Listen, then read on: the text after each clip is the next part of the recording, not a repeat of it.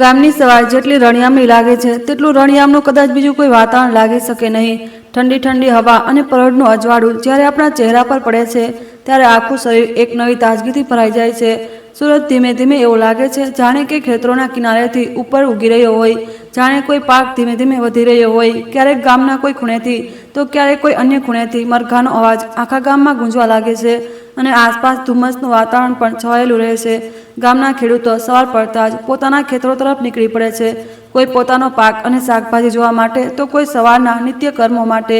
આવી જ રળિયામણી સવાર જો આપણે ખેતરો તરફ નીકળી જઈએ તો ત્યાંની ભીની માટી, પાકેલો પાક આ બધું હવામાં પડીને એક એવી સુકૂનભરી સુગંધ ફેલાવે છે કે મન ખુશીથી કોઈ વરસાદમાં નાચતા મોરની જેમ ઝૂમવા લાગે છે।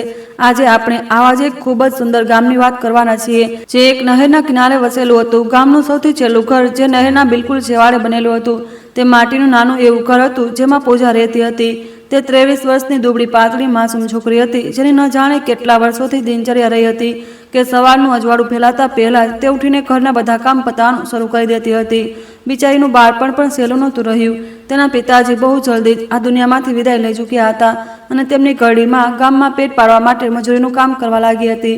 તેમને જે પણ મળતું, ભલે તે ખેતરોમાં ડાંગર વીણવાનું કામ હોય, કોઈના બગીચામાં રખેવાળી કરવાનું કામ હોય અથવા તો પાકમાંથી નીંદણ દૂર કરવાનું કામ હોય, તેણે ઘરનો ચૂલો સળગાવવા રાખવા માટે દરેક કામ કર્યું। એટલે જ પૂજાને બાળપણથી જ સવારે વહેલા ઉઠવાની આદત હતી જેથી તે પોતાની માને ઘરના કામોમાં મદદ કરી શકે અને પછી ફટાફટ તેની મા ગામના બાકીના કામો કરવા માટે નીકળી શકે। આજે પણ આવો જ એક દિવસ હતો। પૂજાએ ચૂલો સળગાવ્યો અને એક નાનકડી પિત્તળની તપેલીમાં થોડા ચોખા રાંધવા માટે મૂકી દીધા। પાછી માટલીમાં રાખેલું પાણી કાઢીને તે બાકીના શાકભાજી ધોવા લાગી। આ બધા કામ તે એટલી સ્ફૂર્તિથી કરી રહી હતી જાણે વર્ષોથી તે આમાં એક્સપર્ટ થઈ ચૂકી હોય। પૂજાની મા પોતાની દીકરીને નજર ભરીને જોતી, પછી ઊંડો શ્વાસ લેતી અને વિચારવા લાગી કે હવે મારી દીકરી પણ મોટી થઈ ગઈ છે, મારે હવે તેના ભવિષ્ય વિશે વિચારવું પડશે। ચોખા રાંધ્યા પછી પૂજાએ ચા મૂકી દીધી। ગરમા ગરમ ચા જેવી બની તેણે તરત જઈને કાચના ગ્લાસમાં કાઢીને પોતાની માને પકડાવી। માનું સપનું હતું કે પૂજાના સારા ઘરે લગ્ન થઈ જાય, પણ પૂજાનું સપનું હતું કે તે કંઈક એવું કરે જેથી તેની માને હવે વધારે મહેનત ન કરવી પડે, કારણ કે તે પોતાની ઘરડી માને જ્યારે પણ ખેતરોમાં મહેનત મજૂરી કરતી જોતી તો તેનું દિલ તૂટી જતું હતું। પણ આ જિંદગી ક્યારેક સીધા રસ્તાઓ પર નથી ચાલતી અને ન તો ક્યારે આપણા વિચારો અને સપનાઓ મુજબ ચાલે છે। પૂજાના ઘરથી થોડે દૂર પાકા રસ્તા પાસે એક કોઠી જેવું ઘર બનેલું હતું। તે ઘર લલિતા દેવીનું હતું। આખા ગામમાં લલિતા દેવીની ખૂબ ઇજ્જત હતી કારણ કે તેમના પરિવાર પાસે કેરીના મોટા મોટા બગીચા હતા જ્યાં ઘણી જાતની કેરીઓ જેવી કે દશેરી, લંગડો અને ચોસા સુધીની કેરીઓ થતી હતી। આ જ કારણે તેમની જિંદગી ગામના બાકીના બીજા ઘરો કરતાં ખૂબ જ સારી હતી। લલિતા દેવીનો એક જ દીકરો હતો જેનું નામ સંદીપ હતું। સંદીપ લાંબો, પહોળો અને શાંત સ્વભાવનો છોકરો હતો અને તે પાસેના જ કસબામાં એક મોટી ફેક્ટરીમાં કામ કરતો હતો જે અહીંથી આશરે કેટલાક કિલોમીટર દૂર હતી। તે દરરોજ સવારે પોતાની મોટરસાયકલ પર કામ પર જતો અને મોડી રાતે સાંજે ઘરે પાછો ફરતો। આજથી લગભગ 1 વર્ષ પહેલાની વાત છે। એક સાંજે જ્યારે ખૂબ ધોધમાર વરસાદ પડી રહ્યો હતો અને ગામના કાચા રસ્તાઓ ખરાબ રીતે પાણી અને કાદવથી ભરાઈ ગયા હતા, વરસાદનું પાણી પણ ત્યાં નહેરમાં જઈ રહ્યું હતું। તે સમયે પૂજા કૂવેથી પાણીના ઘડા લઈને પાછી આવી રહી હતી કે ત્યારે જ અચાનક એક કાદવથી ભરેલા ખાડામાં તેનો પગ પડ્યો અને તે લપસીને પડી ગઈ, જેના કારણે ઘણો એક તરફ નમી ગયો। ત્યારે જ અચાનકથી એક હાથ ઝડપથી આગળ વધ્યો અને તેણે પૂજાને ટેકો આપ્યો। અરે ધ્યાનથી, આમ તો તું પડી જઈશ। તે સમયે જેણે તેને સંભાળી હતી તે સંદીપ જ હતો। તે પણ પોતાના કામ પરથી પાછો ફરી રહ્યો હતો અને પૂજાને આ રીતે લપસતી જોઈને મદદ માટે દોડી પડ્યો।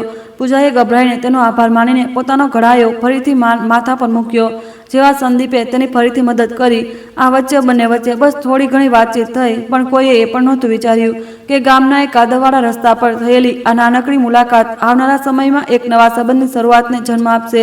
તે દિવસ પછીથી સંદીપ ક્યારેક ક્યારેક પૂજાના ઘરની આસપાસથી પસાર થવા લાગ્યો।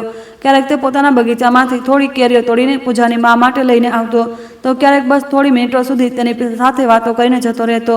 આવી નાની નાની મુલાકાતોએ ધીમે ધીમે બંનેને એકબીજાને વધુ નજીક લાવી દીધા। સંદીપને પૂજાની સાદગી અને તેનું આટલું મહેનતું હોવું ખૂબ પસંદ હતું અને પૂજાને સંદીપમાં એક એવો સાચો માણસ દેખાતો હતો જે તેણે ક્યારેય કોઈ બીજામાં નહોતો જોયો। તેમનો પ્રેમ સમયની સાથે વધુ ગાઢ થતો ગયો, પણ ગામમાં મોટે ભાગે આવી વાતો ક્યાં છુપાઈ શકે છે। ખૂબ જ જલ્દી લલિતા દેવીના કાન સુધી પણ આ ખબર પહોંચી ગઈ કે તેમનો એકમાત્ર દીકરો પૂજા નામની છોકરીને મળે છે। એક સાંજે જ્યારે સંદીપ પોતાના કામ પરથી પાછો ફર્યો ત્યારે લલિતા દેવીએ તેને પોતાની પાસે બોલાવ્યો। તેમના અવાજમાં તે સમયે અજીબ બેરૂખી હતી। મેં સાંભળ્યું છે કે તું પેલા કાચા ઘરમાં રહેતી પૂજાને મળે છે. શું આ વાત સાચી છે? પણ સંદીપે ધીમેથી માથું હલાવ્યું. તેણે પોતાની માંથી કંઈ છુપાવ્યું નહીં. લલિતા દેવી થોડીવાર સુધી પોતાના દીકરાને ધ્યાનથી જોતી રહી. પછી તેમણે સ્પષ્ટપણે કહ્યું કે પૂજાનો પરિવાર 2 ટંકની રોટલીનો પણ મોહતાજ છે. આ બધી વસ્તુઓ દોસ્તી સુધી તો ઠીક છે, પણ લગ્ન વિશે ક્યારેય વિચારતો નહીં. આ સાંભળીને સંદીપ થોડીવાર ચૂપ રહ્યો, પણ પછી તેણે ધીમેથી કહ્યું, માં, હું પૂજાને એટલે મળું છું કારણ કે તે એક સારી છોકરી છે. આ સાંભળતા જ લલિતા દેવી જોરથી હસી પડ્યા. બેટા, દુનિયામાં માત્ર સારું હોવું જ પૂરતું નથી હોતું. સમજી ગયો? જ્યારે પણ કોઈને વહુ બનાવવામાં આવે છે ત્યારે તેની ભલાઈ નથી જોવાતી, પરંતુ તે છોકરીનું ખાનદાન પણ જોવાય છે. આટલું કહીને લલિતા દેવી પોતાના રૂમમાં જતા રહ્યા અને સંદીપ ત્યાં જ ઊભો રહ્યો. પણ તે દિવસ પછીથી ઘરનું વાતાવરણ વધુ ભારે થઈ ગયું હતું. તે જાણતો હતો કે તેની માં આ સંબંધ માટે તૈયાર નથી, પણ તેમ છતાં સંદીપે પોતાનો નિર્ણય બદલ્યો નહીં. સમય ધીમે ધીમે પસાર થતો ગયો. લલિતા દેવીના ઘણીવાર ના પાડવા છતાં પણ સંદીપ પોતાની વાત પરથી પાછો ન હટ્યો. તે પૂજા સાથે જ લગ્ન કરવા માંગતો હતો. છેવટે ઘણા મહિનાઓની સતત દલીલો પછી લલિતા દેવીએ પોતાના દીકરા સામે ઝૂકવું પડ્યું અને પછી તેમણે કમને હા પાડી દીધી. સંદીપ અને પૂજાના લગ્ન ખૂબ જ સાધારણ રીતે થયા. ગામના જેવા બાકીના બીજા લગ્નો થાય છે, જેમાં ખૂબ બધો ઘોંઘાટ, ડીજે, નાચ અને હોબાળો થાય તેવું કંઈ જ નહીં. બધું એકદમ શાંત રીતે થયું. બધી રસમો દરમિયાન લલિતા દેવીના ચહેરા પર એકવાર પણ સ્મિત ન આવ્યું.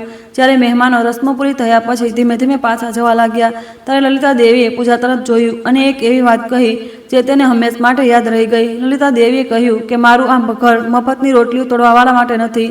આ વાતને હંમેશા પોતાના મગજમાં બેસાડી રાખજે. આ વાત સાંભળવામાં ભલે સાધારણ લાગે, પણ પૂજાને કોઈ કાંટાની જેમ વાગી ગઈ. તેણે ધીમેથી માથું ઝુકાવી દીધું.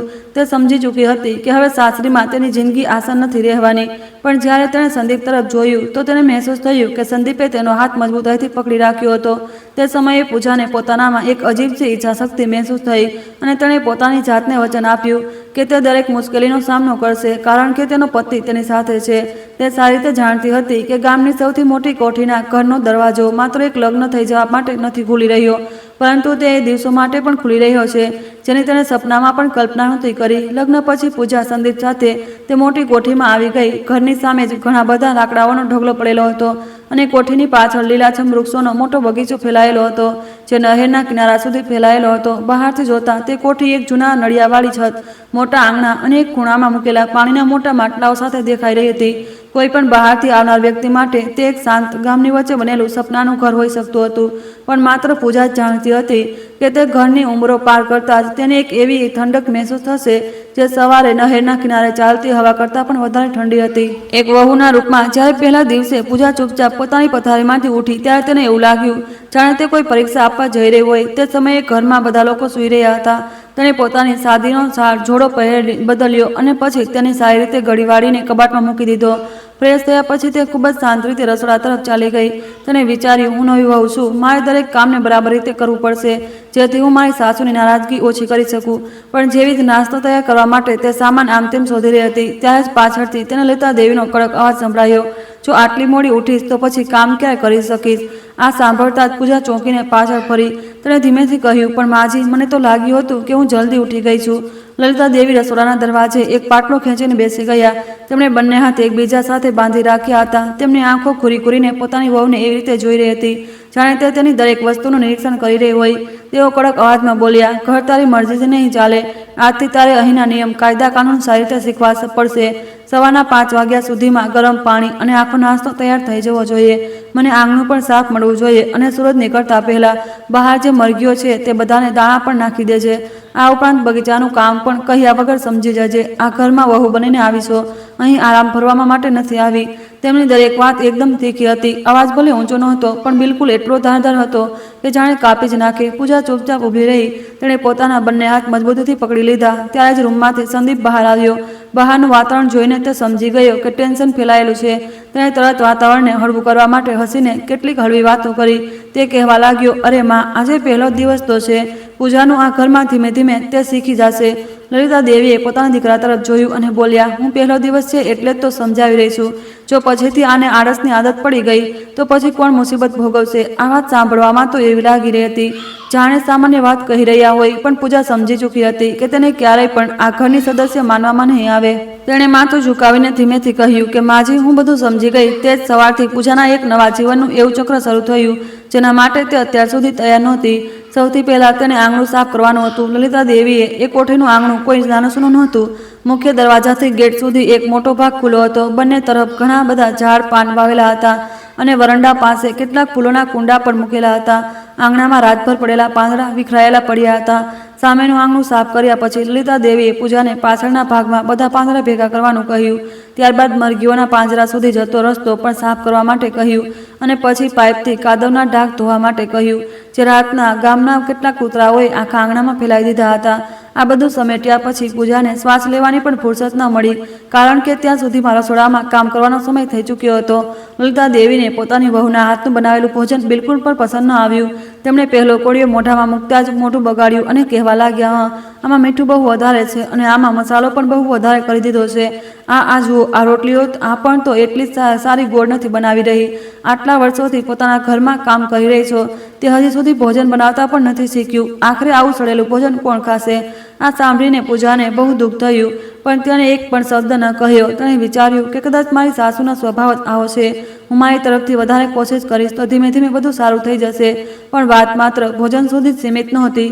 નાસ્તા પછી પૂજાની સાસુ આખા ઘરમાં તેને સાથે લઈને નીકળ્યા અને એક માલિકને જેમ એક એક કામ બતાવવા લાગ્યા. આ માટલું જોઈ રહી છો, આ ખાલી થઈ ગયું છે, આને ભરીને રાખી દેજે અને આ વાતનું રોજ ધ્યાન રાખજે અને જે વાસણ ગંદા પડ્યા છે તેને પણ ઘસી ઘસીને સાફ કરી દેજે. ઉપર માળિયા પર પણ કેટલાક જૂના વાસણો પડ્યા છે, તેમને ઘસી ઘસીને તારે ચમકાવવાના છે. અને હા, કપડાં પણ ધોવા માટે પડ્યા છે. બગીચામાં કેટલાક ફળ પાકીને નીચે પડી ગયા, તેમને પણ ભેગા કરીને ટોપલીમાં ભરીને લઈ આવજે. અને હા, સાંજે જાનવરો માટે ચારો પણ કાપવાનો છે અને રસોડાની પાછળના ભાગમાં સ્ટોરરૂમ બનેલો છે, તેની સારી રીતે સફાઈ કરવાની છે. ઘણા દિવસોથી ત્યાં કોઈ સાફ સફાઈ નથી થઈ. પૂજા દરેક વાતને ધ્યાનથી સાંભળતી રહી અને કોઈ રોબોટની જેમ એક વસ્તુની લિસ્ટ પોતાના મગજમાં રાખતી જતી હતી. આજે તેનો પહેલો જ દિવસ હતો, પણ તેનું માથું ચકરાવા લાગ્યું હતું. તેને તો હજુ સુધી ઘરને સમજવાની બરાબર તક પણ નહોતી મળી અને ન તો લગ્નનો થાક હજી ઉતર્યો હતો, પણ એક સાથે આટલા બધા કામ તેના માથા પર નાખી દેવામાં આવ્યા હતા.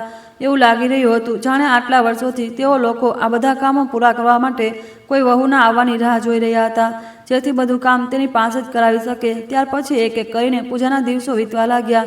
ભલે બીજો દિવસ હોય, ત્રીજો દિવસ હોય કે ચોથો દિવસ, પણ બધા દિવસ એક જેવા જ હતા. રોજ સવારે જ્યારે અંધારું હોય ત્યારે જ પૂજાને ઉઠીને બધા કામ કરવાનું શરૂ કરી દેવું પડતું. જલ્દી જલ્દી સંદીપ માટે નાસ્તો બનાવીને તૈયાર કરતી, જેથી તે કામ પર સમયસર જઈ શકે. નાસ્તો બનાવ્યા પછી તે બધા કપડાં ધોતી, પૂજા ઘર સાફ કરતી, આંગણામાં કચરો પોતા કરતી, મરઘીઓને દાણા આપતી અને બહાર બગીચામાં જે છોડ હતા તેમને પાણી પીવડાવતી. બપોરે તેને એક પળ માટે પણ આરામ નહોતો મળતો. તેની સાસુ વરંડામાંથી જ અવાજ લગાવવાનું શરૂ કરી દેતી, પૂજા ટુવાલ લઈને આવ, જો પાણી પડ ઉકળી ગયું છે કે શું. પૂજા બગીચામાંથી જઈને થોડા લીંબુ તોડી લાવ. પૂજા જા આંગણામાં જઈને આ પાપડ સૂકવીને પલટી દે. ધીમે ધીમે વાદળો છવાઈ રહ્યા છે, જો વરસાદ શરૂ થઈ ગયો તો બધું ખરાબ થઈ જશે. એ ઘરમાં પૂજાનું નામ સવારથી લઈને સાંજ સુધી ગુંજતું રહેતું હતું, પણ ક્યારેય તેને એ અવાજોમાં કોઈનો પ્રેમ કે પોતાપણું સંભળાતું નહોતું. આ અવાજ હંમેશા એક ઓર્ડરની જેમ જ હોતો હતો. શરૂઆતમાં સંદીપે આના પર ધ્યાન આપ્યું. રાતના જ્યારે તે પોતાની પત્નીને થાકના લીધે પોતાના હાથ પગ દબાવતા જોતો તો પૂછવા લાગતો, બહુ થાકી ગઈ છો કે શું?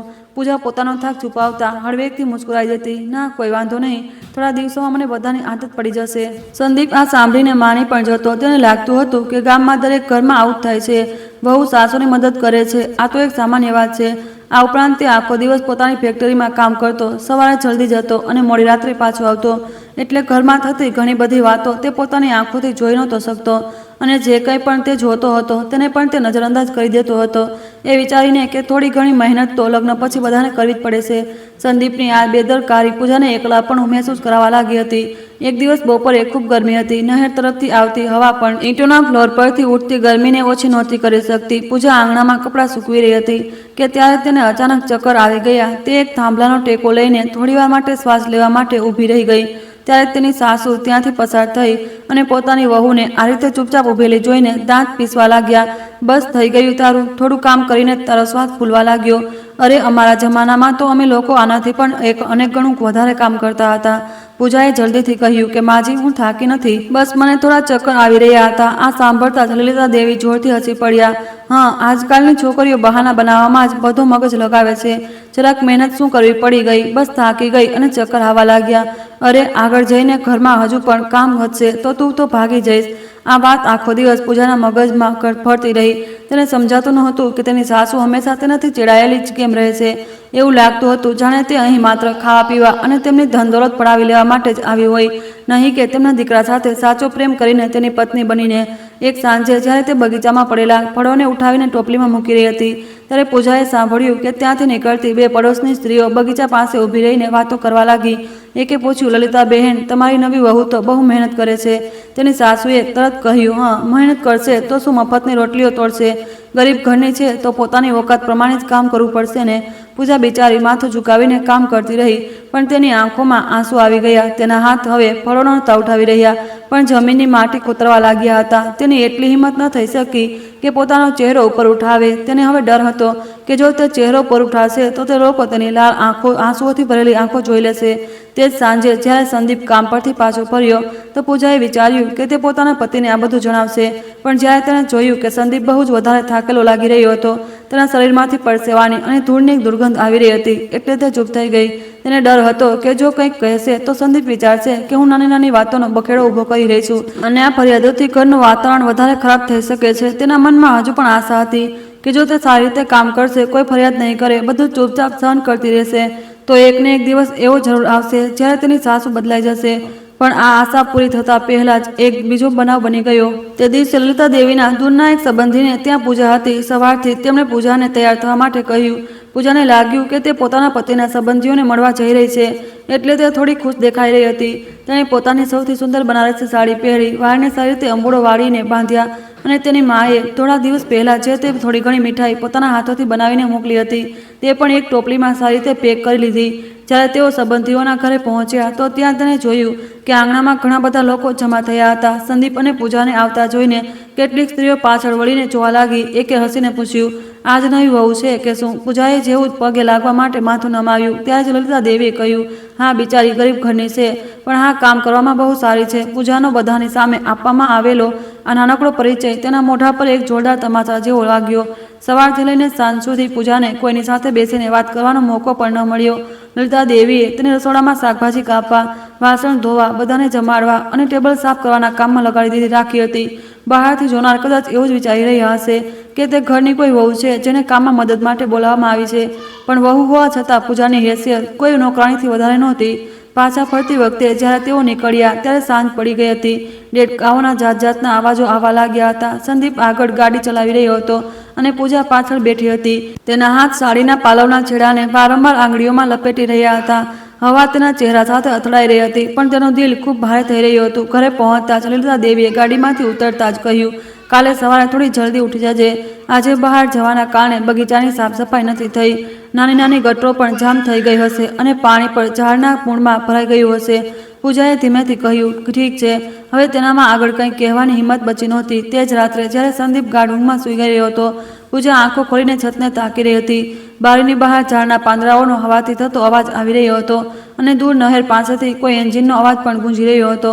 તેને પોતાની માનું એ માટીવાળું ઘર યાદ આવી રહ્યું હતું. તેને યાદ આવી રહ્યું હતું કે કેવી રીતે તે અને તેની માં માત્ર ડુંગળી અને રોટલી ખાઈને પણ કેટલી ખુશ રહેતી હતી. આજે તે આટલા મોટા સુખ સુવિધાઓવાળા ઘરમાં હતી, પણ પોતાને બિલકુલ એકલી અને ઉદાસ મહેસૂસ કરી રહી હતી.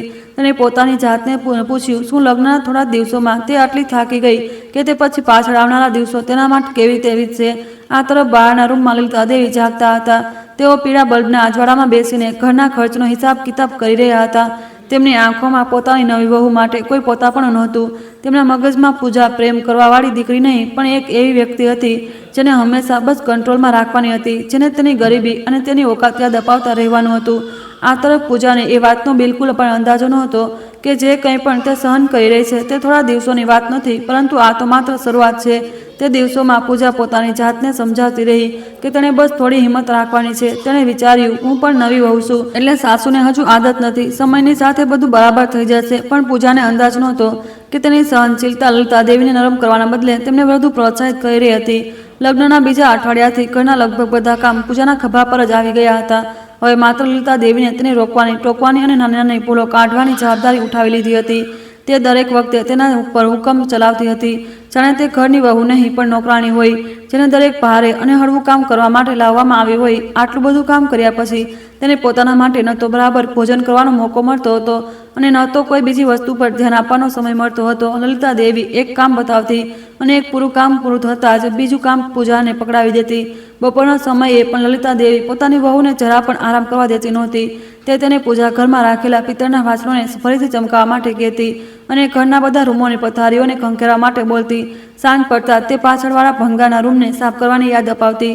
પૂજા એ ઘરમાં એક મશીનની જેમ કામ કરતી રહેતી હતી. જેટલું વધારે તે કામ કરતી તેટલું જ તેને એક વાતનો અહેસાસ થવા લાગ્યો હતો કે તેના આત્માને હલાવીને મૂકી દીધો હતો કે તેની સાસુ આ બધા કામોને વહુનું પરિવારની મદદ કરવાનું નહોતી માનતી, પરંતુ તે પૂજાની ડ્યુટી સમજતી હતી. કારણ કે લલિતા દેવીના વિચાર મુજબ ગરીબ ઘરની છોકરીએ માથું ઝુકાવીને કામ કરીને જ અહેસાન ચૂકવવા જોઈએ.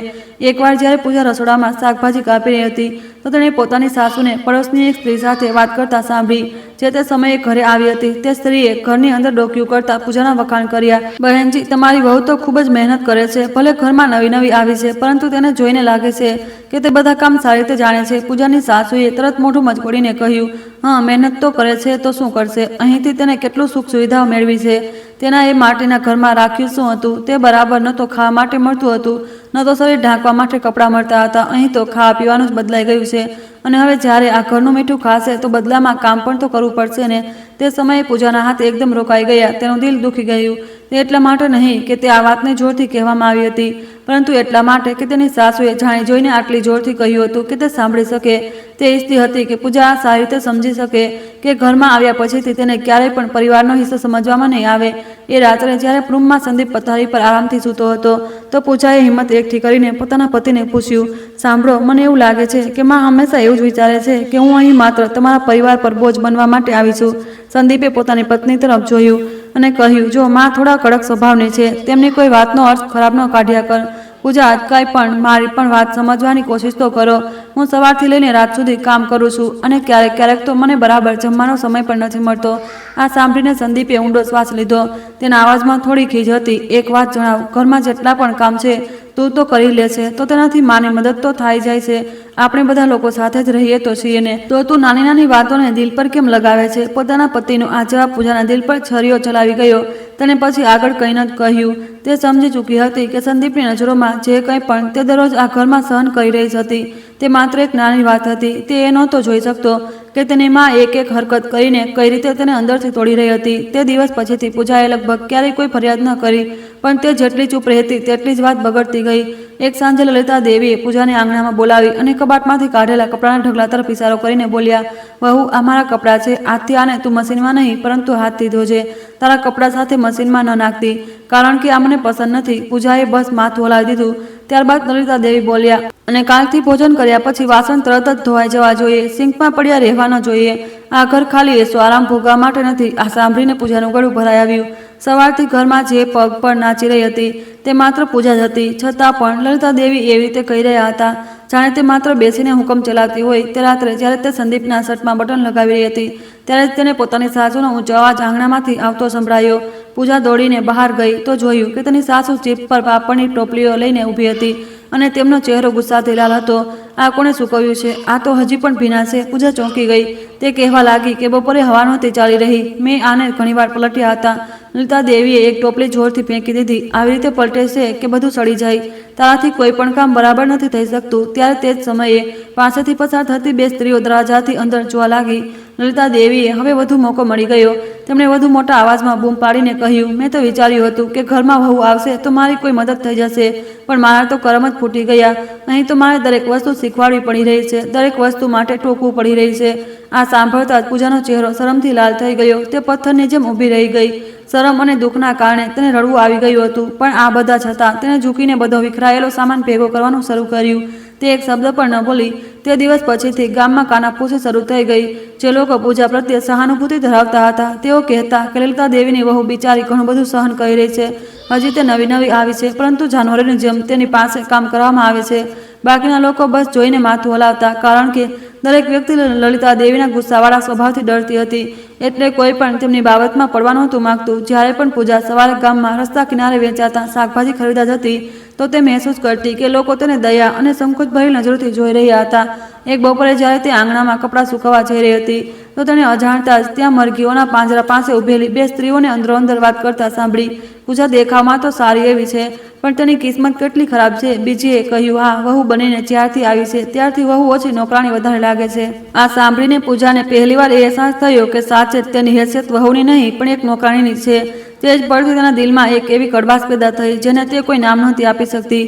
તેને લાગવા માંડ્યું કે તે એક એવી જાળમાં ફસાઈ ગઈ છે જેમાંથી નીકળવાનો કોઈ રસ્તો નથી. સવારે આંખ ખુલતા જ એક પછી એક કામ શરૂ થઈ જતા અને કોઈ કામ પૂરું થવાનું નામ ન લેતું. ન કોઈ તેને પ્રેમભરી નજરથી જોતું અને ન કોઈ તેના વખાણ કરતું.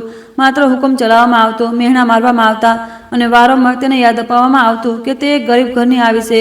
સૌથી વધારે દુઃખ તો તેને ત્યારે થતું જ્યારે તેની સંદીપની સામે આ બધું થતું રહેતું અને તે છતાં પણ મોઢું બંધ રાખતો. એક સાંજે જ્યારે પૂજા પાછળથી જાનવરોના ચારાની ભરેલી બોરી ઉપાડીને લાવી હતી તો અચાનક તેનો પગ લપસી ગયો અને તે પડતા પડતા બચી ગઈ. સંદીપ, જે હમણાં જ કામ પરથી પાછો આવ્યો હતો, દોડીને તેને સંભાળવા આવ્યો. એ પહેલા કે તે બરાબર રીતે ઊભી થઈ શકતી, લલિતાદેવી તરત બહાર નીકળી આવ્યા. તેમનો તેજ અને તીખો અવાજ સંભળાયો, એક બોરી પણ આ છોકરી બરાબર નથી ઉપાડી શકતી. જરાક પડી જવા પર એવું કહી રહી છે જાણે બહુ નાજુક કડી હોય. પૂજાએ ગભરાઈને પોતાની સાસુ તરફ જોયું.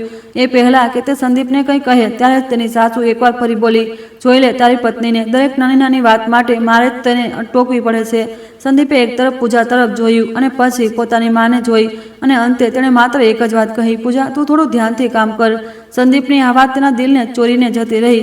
તેને મહેસૂસ થયું કે જે માણસને તે સૌથી વધારે પ્રેમ કરતી હતી, જેના પર તેણે ભરોસો કર્યો હતો, તે આટલું બધું થઈ જવા છતાં પણ હજી પોતાની માની સાથે જ ઊભો હતો. બની શકે કે સંદીપ ખરાબ ન હોય, પણ તેની ખામોશી પણ કોઈ જુલમથી કમ નહોતી. આ વાતે તેને સમજાવી દીધું કે જિંદગીમાં કેટલાક લોકો સીધી રીતે તમને ઈજા નથી પહોંચાડતા, પરંતુ તેઓ બીજાઓને એવું કરવા દે છે. તે રાત્રે ગામમાં અચાનક વરસાદ શરૂ થઈ ગયો. હવાના ઝપટા દરાથી ત્રેડોમાંથી અંદર આવી રહ્યા હતા, સાથે ભીની માટી અને બહાર બગીચાના સડેલા પાંદડાઓની સુગંધ પણ લાવી રહ્યા હતા. પૂજા રૂમમાં સૂતેલી વરસાદનો અવાજ સાંભળી રહી હતી. તેનું દિલ મૂંઝાયેલું હતું. તેણે પોતાના લગ્નનો પહેલો દિવસ યાદ આવ્યો, જ્યારે તેને પૂરો વિશ્વાસ હતો કે જો તે સારી અને સંસ્કારી વહુ બનીને રહેશે તો જલ્દી જ તેની સાસુનો વ્યવહાર બદલાઈ જશે. પણ હવે તેનો એ વિશ્વાસ ધીમે ધીમે તૂટી રહ્યો હતો. તેને રોજ સવારે ઉઠવાથી ડર લાગવા માંડ્યો હતો. તેને હવે લલિતાદેવીના કડક અવાજથી ડર લાગતો હતો, તેમની ઠંડી નજરોથી ડર લાગતો હતો અને સંદીપની ખામોશીથી પણ ડર લાગતો હતો, કારણ કે આજ તેને સૌથી વધારે એકલાપણું મહેસૂસ કરાવતી હતી. આ તરફ લલિતાદેવીને લાગી રહ્યું હતું કે તેમનું સતત દબાણ પૂજાને હંમેશા ખામોશ રહેવા માટે મજબૂર કરતું રહેશે. પણ અસલમાં આવું દબાણ એક દિવસ બહુ મોટા દર્દમાં બદલાઈ જાય છે. પૂજા વિચારી રહી હતી કે આ ઘરમાં તેને સૌથી વધારે ઈજા પહોંચાડનારી માત્ર તેની સાસુ જ નથી. સાસુના મહેણા કરતાં વધારે દર્દનાક સંદીપની બેરૂખી હતી, જેણે ક્યારેય તેનો હાથ પકડીને બાકીની જિંદગી સાથે વિતાવવાનું વચન આપ્યું હતું અને તેનો સાથ આપવાનું પણ વચન આપ્યું હતું. શરૂઆતમાં સંદીપ માત્ર ચૂપ રહેતો હતો, પણ હવે તો ધીમે ધીમે તેની ખામોશી બેરૂખમાં બદલાઈ ચૂકી હતી અને પછી બેરૂખી એ વાતોમાં બદલાઈ ગઈ, જેને સાંભળીને પૂજા બસ સાંભળતી જ રહી ગઈ. સંદીપનો આ બદલાવ એક દિવસમાં નહોતો આવ્યો. આ બહુ ધીમે ધીમે થયું, એટલું ધીમે કે જો તો ધ્યાન ન આપે તો તે લાગે કે બહુ સામાન્ય રીતે ચાલી રહ્યું છે. પણ પૂજા આ માહોલમાં રહી હતી એટલે તે દરેક નાના બદલાવને મહેસૂસ કરી રહી હતી. જ્યારે તેના નવા લગ્ન થયા હતા તો સંદીપ રોજ રાત્રે કામ પરથી પાછો ફરીને પૂછતો હતો કે શું તે થાકી ગઈ છે, તેણે જમ્યું છે કે નહીં. એકવાર જ્યારે તેણે જોયું કે ઘણા બધા વાસણ ધોઈને પૂજાના હાથ લાલ થઈ ગયા છે તો સંદીપે તેને લગાવવા માટે લોશન પણ આપ્યું હતું. પણ કેટલાક અઠવાડિયા પછી આ બધી ચિંતા અને આ બધી વાતો પણ ખતમ થઈ ગઈ. તે ઘરે આવતો, જમતો, પોતાની માની વાતો સાંભળતો અને પછી આરામ કરવા માટે સૂઈ જતો અને પૂજા રસોડામાં એક પડછાયાની જેમ ચૂપચાપ કામ કરતી રહેતી. એક રાત્રે બધા વાસણ સાફ કર્યા પછી પૂજા થાકેલા ખભાઓ સાથે રૂમમાં આવી. તે પથારીના ખૂણે બેઠી અને અચકાતા પોતાના પતિ તરફ જોઈને બોલી, સંદીપજી, શું હું તમારી સાથે કઈ વાત કરી શકું છું? તેણે ધ્યાન આપ્યા વગર કહ્યું, કારણ કે તે સમયે પોતાનો ફોન જોઈ રહ્યો હતો. પૂજાએ ફરીથી હિંમત એકઠી કરી અને બોલી કે મને લાગે છે કે આજકાલમાં મારી સાસે દરેક નાનું મોટું કામ કરાવે છે. મને મહેનત કરવાથી કોઈ વાંધો નથી, પણ ક્યારેક મને એવું લાગે છે કે જાણે હું આ ઘરમાં એક બહારની વ્યક્તિ છું. સંદીપે ફોન નીચે મૂક્યો. તેના અવાજમાં પહેલા જેવી નરમાશ નહોતી. તું ફરીથી એ જ વાતો લઈને બેસી ગઈ.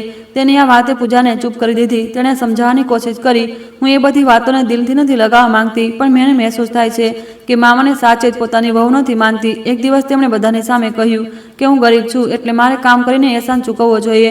એ પહેલા કે પૂજા પોતાની વાત પૂરી કરે, સંદીપે કહ્યું, જો મા તને કંઈ કહી પણ દીધું છે તો તેને ઇગ્નોર કરવાનું શરૂ કરી દે. ગામમાં મોટા વડીલો આવા જ હોય છે. તને પણ તો આ વાતનો અંદાજો હોવો જોઈએ ને. તું કેમ વાતને આટલી બધી વધારે છે? આ વખતે સંદીપના અવાજમાં કડવાશ હતી અને રૂમમાં સન્નાટો છવાઈ ગયો. પૂજાએ ધ્યાનથી પોતાના પતિને જોયો. તેને આશા નહોતી કે સંદીપને પોતાની પત્નીનું દુઃખ નહીં, પરંતુ આ બધું એક ઝંઝટ દેખાશે. આ પછી પૂજા સમજી ગઈ કે હવે તેની પાસે પોતાની વાત કહેવા માટે કોઈ જગ્યા નથી બચી, પણ જે વસ્તુ તેને વધારે દુઃખ આપવાની હતી તે હજુ બાકી હતી. એક દિવસ લલિતા દેવીની કમરમાં દુખાવો થઈ રહ્યો હતો.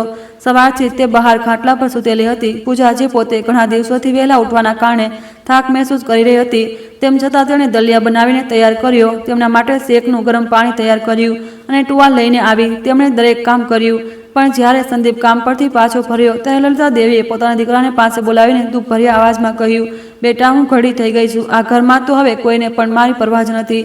સવારથી હું દર્દમાં પડી હેરાન છું. જ્યાં સુધી મેં કહ્યું નહીં ત્યાં સુધી કોઈએ મારું કંઈ જતન ન કર્યું. પૂજા ત્યાં જ પાસે જ ઊભી હતી. તેણે સંદીપ તરફ એ આશાથી જોયું કે તે કંઈક તો ન્યાયની વાત કરશે, પણ સંદીપે પૂજાને કંઈ ન પૂછ્યું, બલકે તેણે નારાજગી ભરી નજરે તેની તરફ જોયું. તે ઉઠ્યો અને બોલ્યો, મારી તબિયત સારી નથી અને તારે તેમ છતાં યાદ અપાવવું પડી રહ્યું છે. પૂજા દંગ રહી ગઈ. તે થોથવાતા બોલી, મેં તો સવારથી જ માનું બહુ ધ્યાન રાખ્યું છે. ત્યારે લલિતા દેવી વચ્ચે બોલ્યા, હા કર્યું તો છે, પણ કમને કરી રહી હતી.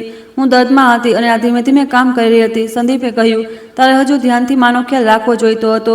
એ પડે પૂજાને એવું લાગ્યું જાણે તે પોતાના પતિની સામે નહીં પણ કોઈ અજાણ્યા વ્યક્તિની સામે ઊભી છે. તે દિવસ પછીથી સંદીપ પર પોતાની માની વાતોની વધારે અસર થવા લાગી. દર વખતે જ્યારે તે પૂજાને કામ પૂરું કર્યા પછી થોડી મિનિટો આરામ કરતી જોતો તો તેનો પક્ષ લેવાના બદલે કહેતો, જલ્દીથી કામ પૂરું કરી લે, નહીંતરમાં ફરીથી નારાજ થઈ જશે. એકવાર પૂજા ભારે કપડાં લઈને વરંડામાંથી નીકળી રહી હતી તો તેનો હાથ મરડાઈ ગયો અને બીજા હાથમાં રાખેલું પાણી વાસણ ફ્લોર પર છલકાઈ ગયું. એ પહેલા કે તે કંઈ કહે સંદીપે મોઢું બગાડીને કહ્યું, તારાથી તો એક કામ પણ સરખી રીતે નથી થતું. આ સાંભળીને પૂજા ચૂપચાપ ફ્લોર પર સાફ કરવા લાગી. તે કંઈ ન બોલી. તે જાણતી હતી કે જે પતિ પર તેણે ક્યારેય ભરોસો કર્યો હતો તે હવે તેને પોતાની માની નજરોથી જોવા લાગ્યો હતો. ભલે તે લલિતા દેવી જેટલી કઠોર નહોતો દેખાડી રહ્યો, પણ તે ઊભો હતો પોતાની માની સાથે જ.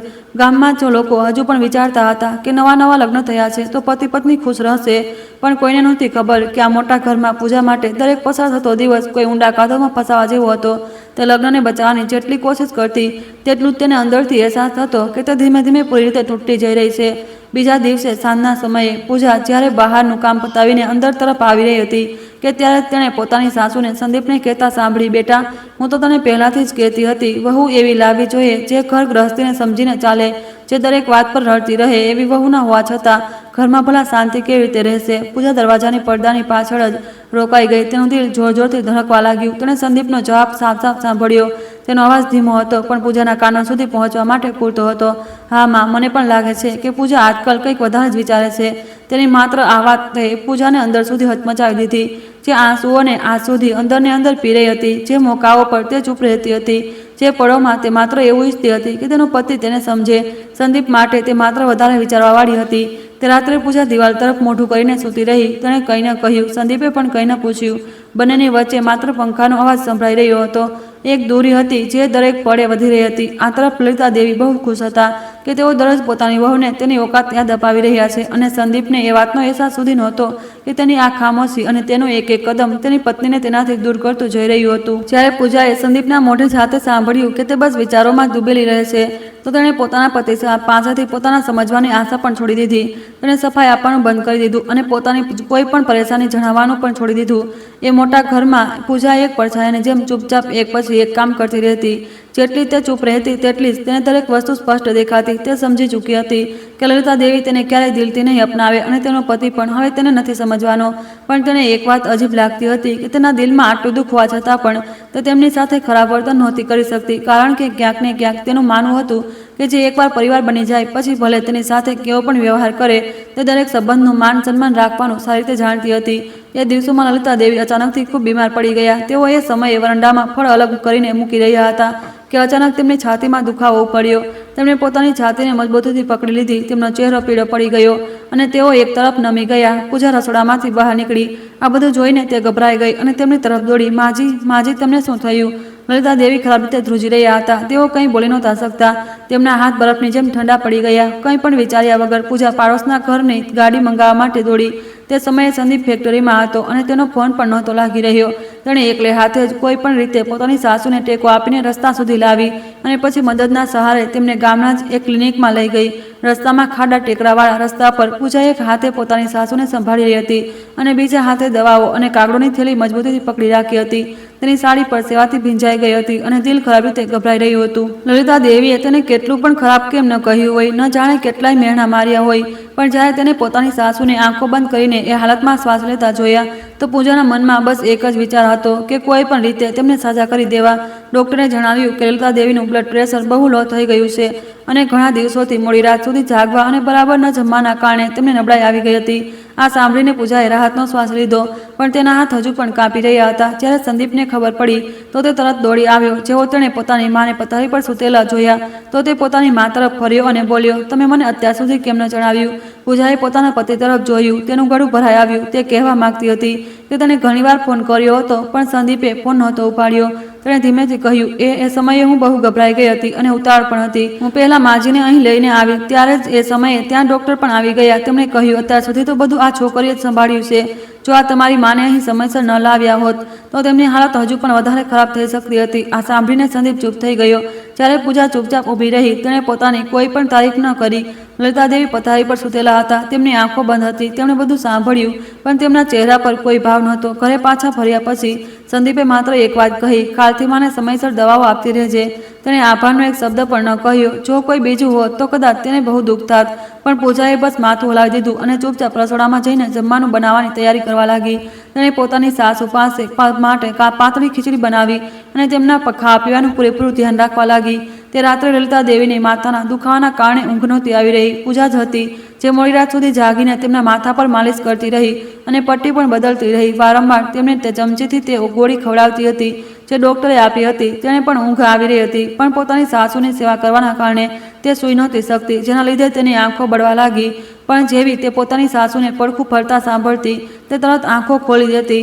આવતા થોડા દિવસો આવા જ પસાર થયા. લલિતા દેવી પોતાની નબળાઈના કારણે ધીમે ધીમે ચાલતા હતા, એટલે હવે માત્ર પૂજાના ખભા પર ઘરના કામ જ નહોતા, પરંતુ લલિતા દેવીની પણ પૂરી જવાબદારી આવી ગઈ હતી. તેમને સમયસર દવાઓ આપી, હળવું ભોજન બનાવીને ખવડાવવું, તેમના રૂમની સારી રીતે સાફ સફાઈ કરવી, તેમના કપડાં ધોવા, બધું કામ તે જ કરી રહી હતી. એક સાંજે સંદીપ કામ પરથી મોડો આવ્યો તો તેણે જોયું કે પૂજા વરંડામાં પોતાની સાસુના પગ દબાવી રહી છે. તે સમયે તેનો ચહેરો બહુ થાકેલો લાગી રહ્યો હતો. તે પડી સંદીપ થોડી સેકન્ડો માટે ત્યાં જ ઊભો રહ્યો. કદાચ તેના દિલમાં થોડી નરમાશ આવી, પણ માત્ર થોડી વાર માટે, કારણ કે તે બીજી જ સવારે જ્યારે લલિતા દેવીએ ફરિયાદ કરી કે ખીચડી થોડી ગરમ છે તો તેણે ફરીથી પૂજાને કહ્યું કે તું થોડું ધ્યાનથી કામ કર. આ સાંભળીને પૂજાએ માથું ઝુકાવી દીધું. તે સમજવા લાગી હતી કે કેટલાક લોકો એવા હોય છે કે જેમના માટે જો તમે જીવ પણ આપી દો તો તે પણ તેઓ માત્ર જવાબદારી સમજશે. પૂજાએ સૌથી વધારે દુઃખ મહેનતનું નહોતું. તેને તો બાળપણથી જ દુઃખોને સહન કરવાની આદત હતી. તેને એ વાતની થાક હતો લાગતો કે જેટલું સારું કરતી તેટલું જ તેને વધારે ત્યાગ કરવા માટે મજબૂર કરવામાં આવતી. જાણે કે તે ગરીબ છે તો આ તેનો કોઈ ગુનો છે અને એટલે તેને વધુ સહન કરવું પડશે, બધાની દેખભાળ કરવી પડશે અને બધું જ કોઈ પણ ફરિયાદ વગર અને થાક્યા વગર કરવું પડશે. એક દિવસ પૂજાએ પોતાની સાસુના થોડા કપડાં ધોવા માટે કબાટમાંથી કાઢ્યા કે ત્યારે જ એક ચિઠ્ઠી નીચે પડી. તેણે ઉઠાવીને જોયું તો તેમાં લખેલા પૈસાને જોઈને તે સમજી ગઈ કે લલિતા દેવીએ કહ્યા વગર બહારથી કોઈ નવી દવા મંગાવી લીધી છે. ઘરમાં અત્યારે પૈસાની તંગી હતી. થોડા દિવસ પહેલા સંદીપ કહી રહ્યો હતો કે ફેક્ટરીમાં કામ ઓછું હોવાના કારણે આ મહિનાનો પગાર કપાઈ ગયો છે. તે રાત્રે પૂજાએ પોતાની પાસે રાખેલું એક નાનકડું લાકડાનું બોક્સ ખોલ્યું. તેની અંદર તેણે થોડા પૈસા ઘણા સમય પહેલા બચાવીને રાખ્યા હતા. એ ઈરાદાથી કે જરૂર પડીએ તે દિવસ પોતાની માના ઘરની ટપકતી છતને રિપેર કરાવશે. તેણે તે નોટોને બહુ વાર સુધી હાથમાં પકડી રાખી. અંતે પૂજાએ તે પૈસા સંદીપને આપી દીધા અને કહ્યું કે તમે આ રાખી લો, માજી માટે દવાઓ ખરીદી લેજો, દવામાં કમી ન રહેવી જોઈએ. સંદીપ હેરાન હતો. તે કહેવા લાગ્યો, તારી પાસે આ પૈસા ક્યાંથી આવ્યા? પૂજાએ બસ આટલું જ કહ્યું કે આમે બહુ પહેલા બચાવ્યા હતા. તેણે પોતાની પત્નીના ચહેરા તરફ ધ્યાનથી જોયું તો તેના મનમાં મૂંઝવણ થવા લાગી, પણ છતાં તેણે બીજો કોઈ પ્રશ્ન પૂછ્યા વગર તે પૈસા લઈ લીધા. તે રાત્રે પૂજાનું મન બહુ દુઃખી હતું. તેને પોતાની માનું એ માટીવાળું ઘર યાદ આવી રહ્યું હતું, પણ પોતાની માની શીખવાડેલી એ બધી વાતો યાદ આવી રહી હતી. બેટા, હંમેશા સારા રસ્તા પર ચાલજે, ભલે કેટલી પણ મુશ્કેલી કેમ ના આવે, પણ પોતાના દિલમાં ક્યારેય પણ ખોટી વાત ન આવવા દેતી. આ જ વાતે તો તેને અત્યાર સુધી સારા રસ્તા પર ટકાવી રાખી હતી. પણ તેને ખબર નહોતી કે તેણે કરેલા ત્યાગ છતાં લલિતા દેવીનું દિલ નહીં બદલાઈ, પરંતુ તેની સાસુના મનમાં પોતાની વહુ માટે નફરત એવી જ બનેલી છે. લલિતા દેવીની બીમારી અને દવાઓના ચાલ્યા પછી ઘરમાં થોડી શાંતિની આશા હતી, પણ એ ઘરની જિંદગી હવે એક નવા અને બોજલ તબક્કામાં પહોંચવાની હતી. અસલી વાવાઝોડું એ સાંજે આવ્યું જેને પૂજાએ ક્યારેય ભૂલી શકતી નથી. તે દિવસે બહુ ગરમી હતી. હવા એકદમ રોકાયેલી હતી. બાગ બગીચાઓના ઝાડ પણ શાંત હતા. તે રસોડામાં કામ કરી રહી હતી કે તેને દરવાજા પર એક મોટરસાયકલના જોરથી રોકાવાનો અવાજ સંભળાયો. તે હેરાન થઈ, કારણ કે સંદીપ ક્યારેક આટલી જલ્દી ઘરે નહોતો આવતો. પણ જ્યારે પૂજા વરંડામાં આવી તો તેને તરત સમજાઈ ગયું કે કંઈક ગડબડ છે. સંદીપનો ચહેરો પીળો પડી ગયો હતો અને તેનો શર્ટ પરસેવાથી ભીંજાયેલો હતો. અને તેની આંખો જોઈને સ્પષ્ટ ખબર પડી રહી હતી કે તે ગભરાયેલો છે. પૂજાએ આગળ વધીને પૂછ્યું, તમે આટલા જલ્દી ઘરે આવી ગયા? આ કહેતા તેણે સંદીપના હાથમાંથી બેગ લીધી. સંદીપે કંઈ જ ન કહ્યું. તે ખુરશી પર જઈને ધમ દઈને બેસી ગયો અને પોતાના બંને હાથોથી માથું પકડી લીધું. થોડી વાર પછી તેણે રૂંધાયેલા અવાજમાં કહ્યું, ફેક્ટરી બંધ થઈ ગઈ છે. આ સાંભળીને પૂજાને ઝટકો લાગ્યો. બંધ થઈ ગઈ છે? શું મતલબ? સંદીપે ઊંડો શ્વાસ લીધો અને બોલ્યો કે ફેક્ટરીના માલિકનું દેવાળું ફૂંકાઈ ગયું છે. તેને બધા વર્કરોને કાઢી મૂક્યા. આ સાંભળતા જ ઘરમાં સન્નાટો છવાઈ ગયો. ગામમાં કોઈ પણ પરિવાર માટે નોકરી ગુમાવવાનો મતલબ હતો કે આવકનો એકમાત્ર રસ્તો ગુમાવી દેવો. બગીચાઓના ફળોની વેચાણથી ઘરનો નાનો મોટો ખર્ચ જ ચાલી શકતો હતો. બાકી બધું તો સંદીપના પગાર પર જ નિર્ભર હતું. એ પહેલાં કે પૂજા કંઈ કહે, લલિતા દેવીએ રૂમમાંથી બહાર આવી ગયા. શું વાત કહી રહ્યા છો તમે લોકો? તેમણે પોતાના દીકરાના ઉદાસ ચહેરાને જોયો તો પૂછવા લાગ્યા. સંદીપે ધીમે ધીમે બધું જણાવ્યું. જેમ જેમ તેઓ સાંભળતા ગયા તેમનો ચહેરો કાળો પડતો ગયો. પણ પૂજાએ ક્યારેય નહોતું વિચાર્યું કે તે જ તેમની આગામી પ્રતિક્રિયા હતી. તેઓ ઝડપથી પૂજા તરફ ફર્યા. તેમની આંખોમાં આગ બળી રહી હતી. હું તો તને ક્યારથી કહી રહી છું, જ્યારથી આ પૂજા ઘરમાં આવી છે આપણા ઘર પર જાણે પનોતીના વાદળો છવાઈ ગયા છે. આ સાંભળીને તે દંગ રહી ગઈ. તેને વિશ્વાસ નહોતો થતો કે તેની સાસુ આવું પણ કહી શકે છે. સંદીપે કહ્યું, માં, આ બધા સાથે પૂજાનો કોઈ લેવા દેવા નથી. પણ તે સમયે પણ તેના અવાજમાં કોઈ તાકાત નહોતી. લલિતા દેવીએ તરત સંદીપની વાત કાપી. કેવી રીતે લેવા દેવા નથી? તેમણે સીધી પૂજા તરફ આંગળી ચીંધી. જ્યારથી આ છોકરી આ ઘરમાં આવી છે હું સતત બીમાર રહું છું. હવે તો તારી નોકરી પણ જતી રહી. આ ઘરમાં આનાથી પહેલા આટલા ખરાબ દિવસો ક્યારેય નથી આવ્યા. પૂજાની આંખો ભરાઈ આવી. તેણે ક્યારેય નહોતું વિચાર્યું કે એક દિવસ તેને આવી વાતો માટે પણ દોષી ઠેરવવામાં આવશે. તેણે કહ્યું, આમાં મારી શું ભૂલ છે? પણ લલિતા દેવી હવે કંઈ પણ સાંભળવા માટે તૈયાર નહોતા. તારી ભૂલ કંઈ છે કે નહીં? આનાથી ફરક જ શું પડે છે? જે થવાનું હતું એ તો થઈ ગયું ને? આટલું કહીને તેઓ ફર્યા અને અંદર જતા રહ્યા. ત્યાં માત્ર સંદીપ અને પૂજા રહી ગયા. તેણે પોતાના પતિ તરફ જોયું કે તે કંઈક તો આશાભરી વાત કરશે. પણ સંદીપે ઊંડો શ્વાસ લીધો અને કહ્યું, તું માની વાતો પર ધ્યાન ના આપ પ્લીઝ. તેણે કોઈ સાંત્વના ન મળી કારણ કે તે જાણતી હતી કે સંદીપ પણ પરેશાન છે. આગલા થોડા દિવસો ઘરનો માહોલ વધુ ભારે થઈ ગયો. સંદીપ નવી નોકરીની શોધમાં દરેક જગ્યાએ ભટકવા લાગ્યો. તે સવારે જલ્દીથી ઘરે નીકળતો અને મોડી રાત સુધી પાછો આવતો. પણ નાના એવા ગામમાં નોકરીની તકો બહુ વધારે નહોતી. દર વખતે જ્યારે તે થાકેલા ચહેરા સાથે ઘરે પાછો ફરતો તો લલિતા દેવી ઊંડો શ્વાસ લઈને કહેતા, આપણું ઘર પહેલાં જેટલું ખુશહાલ હતું. પણ હવે અચાનક આ ઘરને નજર લાગી ગઈ. પછી તેઓ પૂજા તરફ તીખી નજરોથી જોતા, જેનાથી તેને સ્પષ્ટ સમજમાં આવી જતું કે તેઓ આ બધી મુસીબતનું મૂળ તેને જ માની રહ્યા છે. આ દરમિયાન લલિતા દેવીનો વ્યવહાર પોતાની વહુ પ્રત્યે વધુ ખરાબ થઈ ગયો. તેઓ માત્ર તેની પાસે કામ નહોતા કરાવવા પણ કડવી વાતો પણ કહેતા રહેતા હતા. એક દિવસ તેમણે એવી વાત કહી જેને સાંભળીને પૂજાનું દિલ સૂન પડી ગયું. કેમના પૂજાને થોડા દિવસો માટે પોતાના પિયર જતી રહેવી જોઈએ.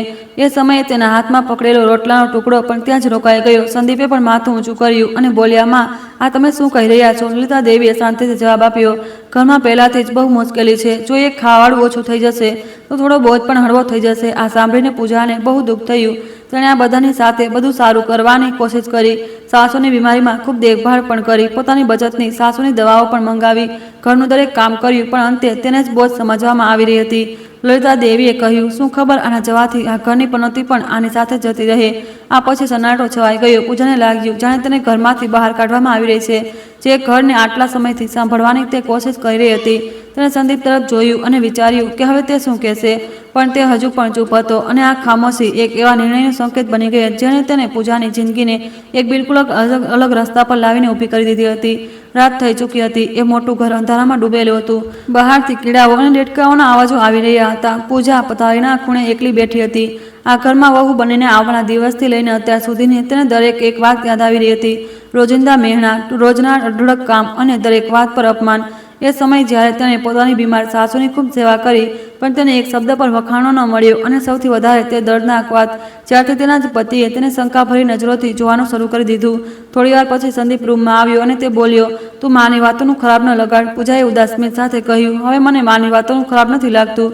સંદીપ ચોંકી ગયો. પૂજાએ આગળ કહ્યું, મને લાગે છે હવે મારે અહીં રહેવાનો કોઈ મતલબ નથી. સંદીપે પોતાની ભ્રમર ખેંચી લીધી.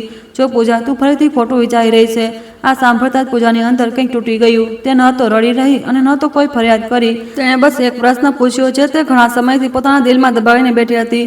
જો આજે માં સાચે જ મને જવા માટે કહેતી તો શું તમે મને રોકી લેતા? રૂમમાં શાંતિ હતી. છત પર લાગેલા પંખાનો અવાજ સ્પષ્ટ સંભળાઈ રહ્યો હતો. સંદીપે પોતાનો ચહેરો ફેરવી લીધો. તેણે તરત જ કંઈ ન કહ્યું. થોડી પછી તેણે માત્ર આટલું જ કહ્યું, ઘરમાં અત્યારે ઘણી મુશ્કેલીઓ છે. તું જો થોડા સમય માટે પિયર જતી રહે તો આ સારું પણ રહેશે. બસ આ એક વાતને પૂજાને તોડી દીધી.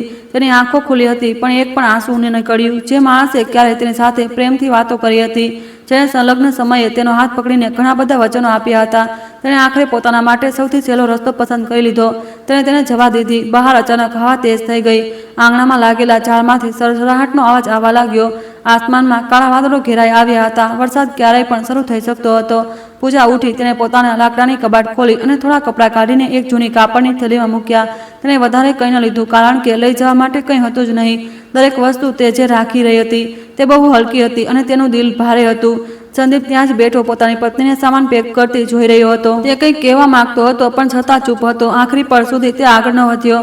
બહાર લલિતા દેવી જાગતા હતા. અવાજ સાંભળીને તેઓ બહાર આવ્યા અને પોતાની વહુના હાથમાં થેલી જોઈને ખૂબ જ બેદરકારીથી બોલ્યા, શું સાચે જ જઈ રહી છો? પૂજાએ સીધા ઊભા રહીને શાંત રહેવાની કોશિશ કરતા કહ્યું, જી હા, મને હવે લાગે છે કે મારે જતા રહેવું જોઈએ. લલિતા દેવી અકળાઈને પોતાના બંને હાથ બાંધીને ઊભા રહી ગયા. આ દેખાડવા માટે કે તેઓ પણ તેને રોકવાના નથી. ઠીક છે, આ ઘર આમ પણ અત્યારે ઘણી મુસીબતમાં છે. બધા પોતપોતાના ઘરે જતા રહે તો જ બોજ પણ બહુ હળવો થઈ જશે. આ વાતે પૂજાના દિલને આખરી દરવાજો પણ બંધ કરી દીધો. તેણે પોતાની સાસુને જોઈ. હવે તેને દુઃખ નહોતું થઈ રહ્યું, બસ એક કડવાશ હતી. આ સ્ત્રી જેના માટે તેણે આટલું બધું કર્યું, આખરે બસ એવું જ ઈચ્છતી હતી કે તે પોતાના પિયર પાછી ફરે. વરસાદ ઘણો તેજ થવા લાગ્યો અને ઠંડક પણ વધી ગઈ. આવા ખરાબ મોસમની રાત્રે જ્યારે લોકો પોતાના ઘરોમાં રહેવા માંગે છે ત્યારે પૂજા માટે આ ઘર હવે રહેવાની જગ્યા નહોતું બચ્યું. તેણે પોતાની જૂની ચપ્પલ પહેરી, થેલી ઉઠાવી અને સીધી દરવાજા તરફ ચાલી દીધી. સંદીપ પાસેથી પસાર થતી વખતે તે એક પણ માટે રોકાઈ. તેણે આશા હતી કે કદાચ તે કંઈક કહે અથવા તેના હાથ પકડી લે અથવા એકવાર તો કહી દે કે ન જા, પણ એવું કંઈ જ ન થયું. સંદીપ ચૂપચાપ જોતો રહ્યો. તેની આંખોમાં મૂંઝવણ હતી પણ તેના પગ જાણે જમીનમાં જામી ગયા હતા. તે આગળ ન વધ્યો. તેની આ હિચકિચાહટ પૂજા માટે આખરી જવાબ બની ગઈ હતી. વરસાદમાં પહોંચતા તે ભીંજાવા લાગી. દરવાજાની બહારનો કાચો રસ્તો પહેલાથી જ કાદવથી ભરેલો હતો અને હવે ત્યાં લપસવાનો ખતરો ઘણો વધી ગયો હતો.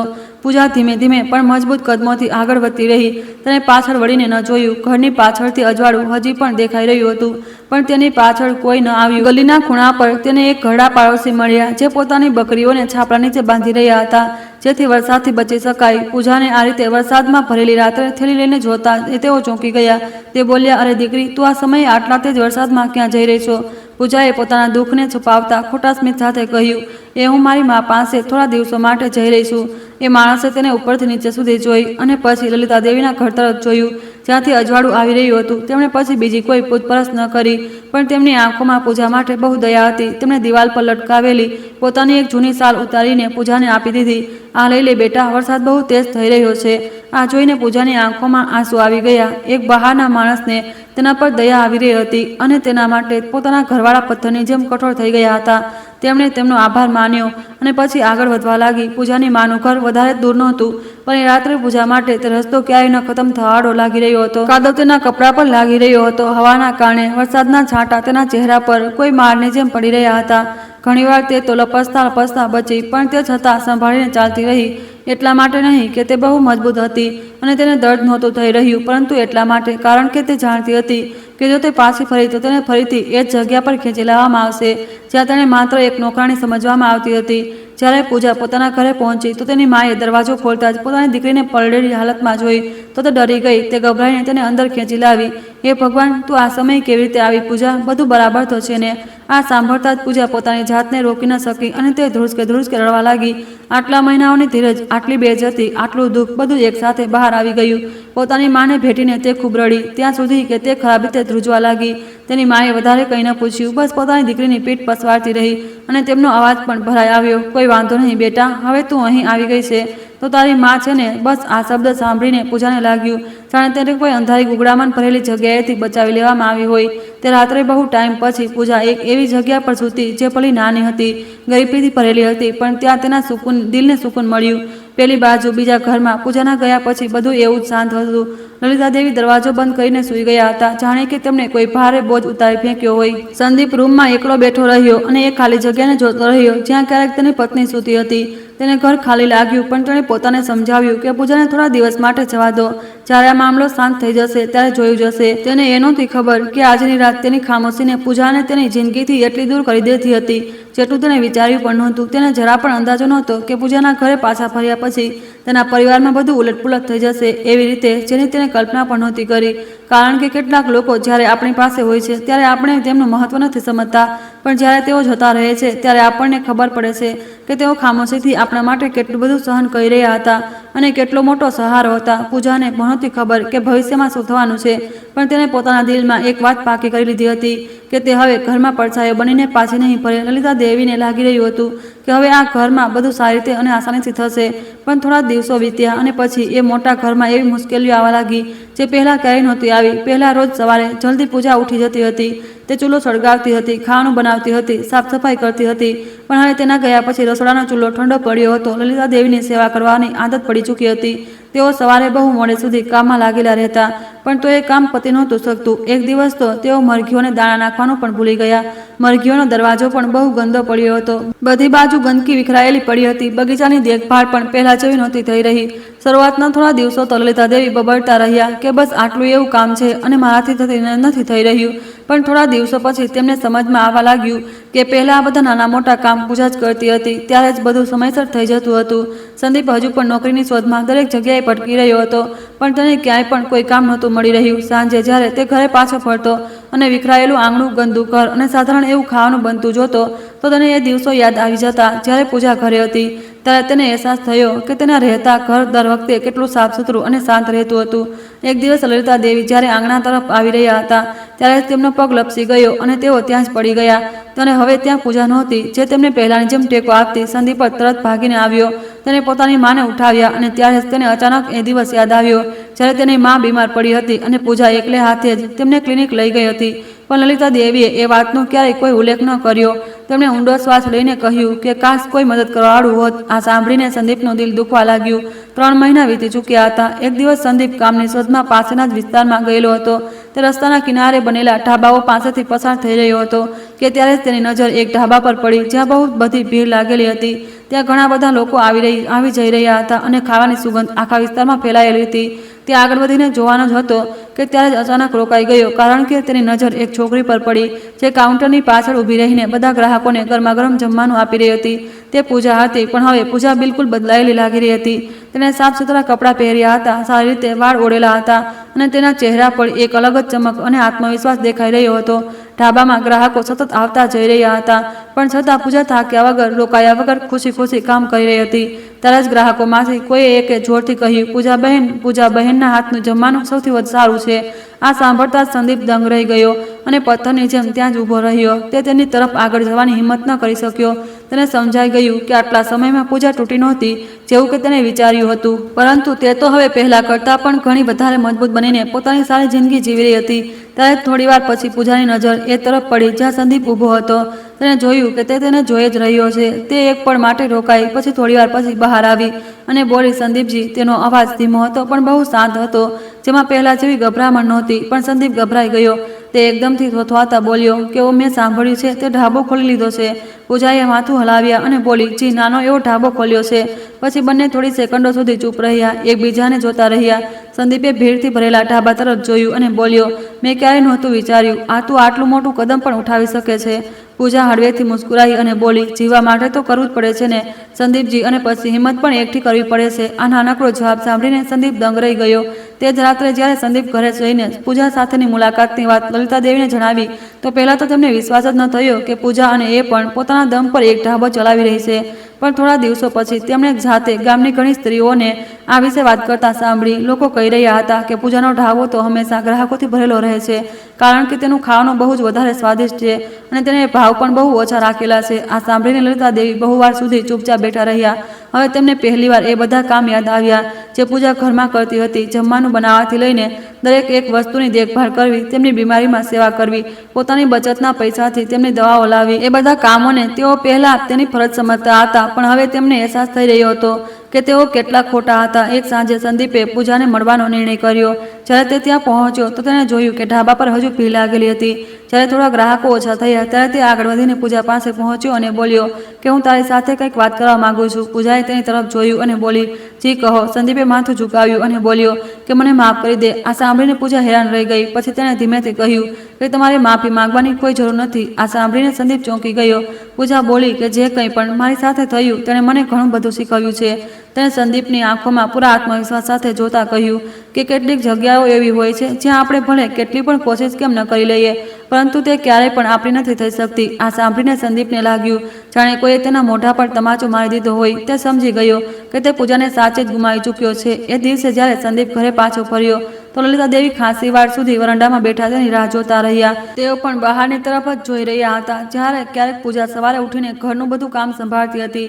તેમણે ઊંડો શ્વાસ લીધો. જિંદગીમાં પહેલીવાર તેમને સાચો પસ્તાવો થઈ રહ્યો હતો, પણ હવે બહુ મોડું થઈ ચૂક્યું હતું. જે વહુને તેમણે ક્યારેક ગરીબ અને તુચ્છ સમજી હતી, તે જ સૌથી સારી વ્યક્તિ હતી જે ક્યારેય તેમના ઘરમાં આવી હતી. પણ તેના ઘમંડ અને ના સમજણને તેમના હાથમાંથી હીરા જેવી વહુને હંમેશા હંમેશા માટે દૂર કરી દીધી હતી. મિત્રો, સંબંધો પ્રેમ, સન્માન અને વિશ્વાસથી નિભાવવામાં આવે છે. ઘમંડ, મેણા અને અપમાનથી નહીં. કોઈ ગરીબી અથવા સહનશીલતાને તેની નબળાઈ ન સમજવી જોઈએ, કારણ કે જ્યારે આત્મસન્માન જાગે છે તો એ જ માણસ પોતાની મહેનતથી એવી ઓળખ બનાવી લે છે કે પછી માત્ર પસ્તાવો જ બાકી રહી જાય છે. તો મિત્રો, તમે લોકો કયા શહેરથી અમારી વાર્તા સાંભળી રહ્યા છો અને તમને આ વાર્તા પસંદ આવી હોય તો કમેન્ટ કરીને જરૂર જણાવો. આ વિડીયોને લાઇક કરો, વધુમાં વધુ શેર કરો અને હાઈપ આપો.